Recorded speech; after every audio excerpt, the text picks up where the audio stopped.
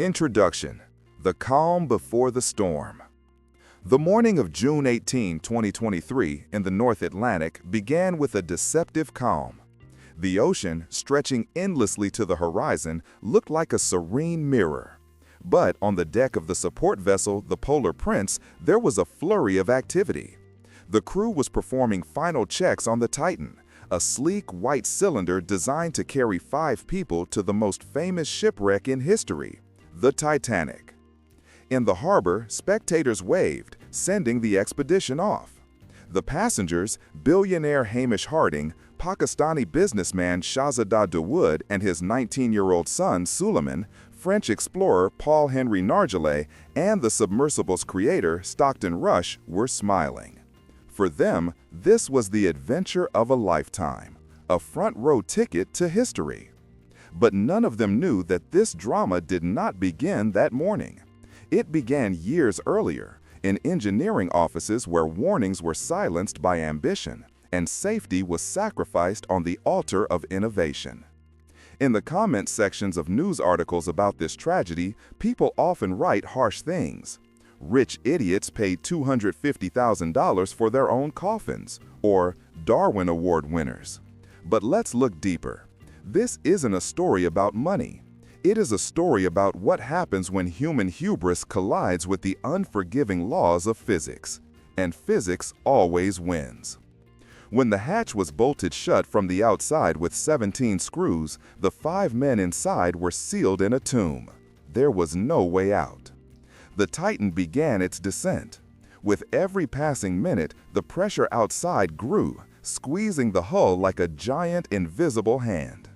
And somewhere deep within the composite material of the vessel, an irreversible process had already begun, one that, in just a few hours, would tear them apart at the atomic level. Part 1: An Engineering Nightmare. To understand why this catastrophe happened, you have to look inside the Titan. From the very beginning, this vessel terrified industry professionals. In the world of deep-sea diving, there is a gold standard: Titanic and steel. A sphere is the perfect shape to resist pressure. James Cameron, who descended to the Mariana Trench, sat inside a steel sphere. But Stockton Rush, the CEO of OceanGate, decided to rewrite the rules. He wanted a vessel that was light and spacious enough for tourists. So he chose carbon fiber and a cylindrical shape. Many viewers rightly point out carbon fiber is for airplanes, not submarines. And they are absolutely right. Carbon fiber is excellent at handling tension, like when a fuselage is pressurized from the inside, but it is terrible at handling compression. Underwater at a depth of 3,800 meters, the pressure reaches 400 atmospheres. That is the equivalent of balancing the Eiffel Tower on your fingertip. With every dive, the Titan's hull was compressed, and upon surfacing, it expanded. Engineers call this cyclic fatigue. Carbon fiber doesn't deform like metal. It accumulates microcracks, it delaminates, and unlike metal, it doesn't warn you with bending or denting. It holds until the very last second, and then it shatters instantly. Another detail that enraged the internet was the controls. Did they really pilot this thing with a $25 Logitech gamepad? Yes, they did. Stockton Rush was proud of using off-the-shelf consumer components. Inside, there were handles from camper vans, monitors from Amazon, and that infamous controller. To be fair, gamepads are used in military equipment for controlling drones or periscopes. But in those cases, they are always backed up by hardwired systems. The Titan had no mechanical override. If the gamepad lost connection, and it was Bluetooth, the pilot lost control of the thrusters. But the most terrifying flaw was the viewport. David Lockridge, OceanGate's former director of marine operations, raised the alarm back in 2018. He discovered that the manufacturer of the viewport would only certify it for a depth of 1,300 meters. The Titanic lies at 3,800 meters. Rush was planning to dive 3 times deeper than the glass was rated for. Lockridge wrote a scathing report. "We are going to kill someone." What did Stockton Rush do? He didn't fix the viewport. He fired Lockridge and sued him for revealing trade secrets.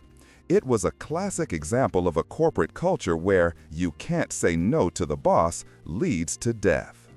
Part 2. The Whispers of the Ocean. The ocean warned them. Long before the final voyage, the Titan was sending distress signals that were heard but ignored. During previous dives, the acoustic monitoring system, which Rush was very proud of, picked up strange sounds. It wasn't engine noise or whale songs. It was cracking, loud, sharp snaps coming from the hull material itself.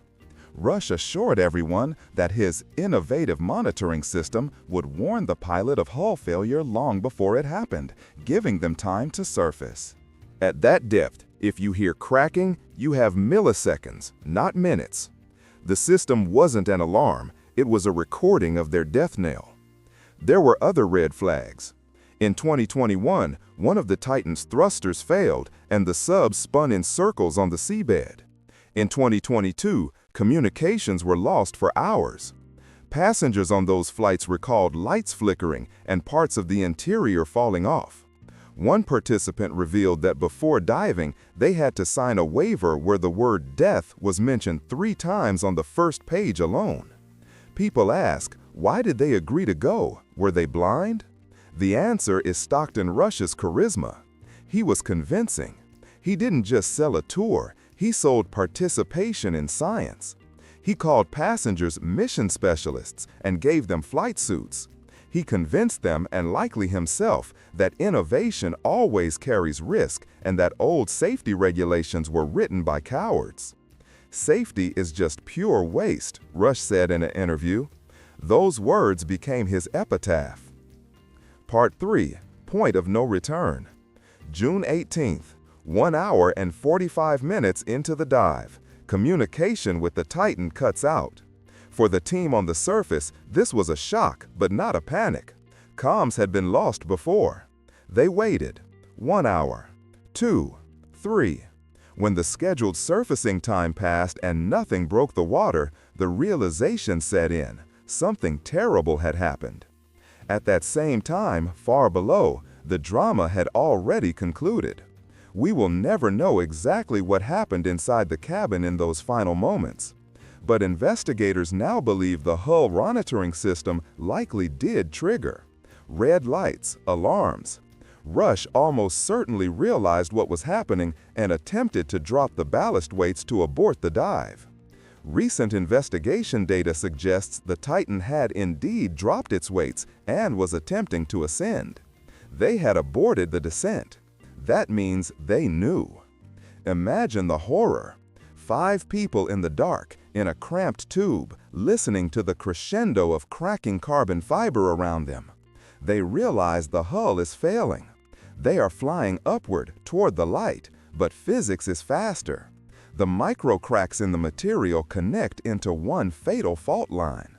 And then the end comes. Part 4. The implosion, 0.02 seconds. What is an implosion? It is an explosion directed inward. The pressure at 3,800 meters is so monstrous that the water seeks to fill any air-filled void instantly. When the Titan's hull gave way, the walls collapsed inward at a speed of 2,400 kilometers per hour. It happened in 20 milliseconds, 0.02 seconds. For comparison, the human brain needs about 150 milliseconds to process a visual image or feel pain. They died faster than their nervous systems could transmit the signal from their eyes to their brains. They didn't see the hull crack. They didn't feel pain. They didn't have time to scream. In 1 nanosecond, they were alive, discussing the ascent, looking at instruments. And in the next, they simply ceased to exist. Their bodies were atomized, mixed with the diesel fuel, which ignited from the compression of the air, and the debris.